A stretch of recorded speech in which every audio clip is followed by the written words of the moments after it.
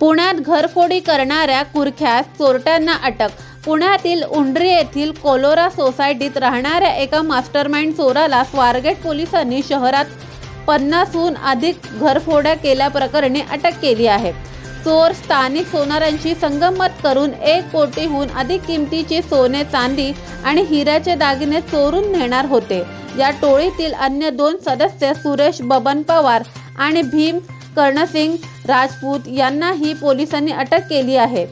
पुण्यातील मुळशी येथील गावाचे उपाध्यक्ष सुरेश पवार यांच्याकडे 2 पिस्तूल आणि 5 जिवंत राऊंड सापडल्या।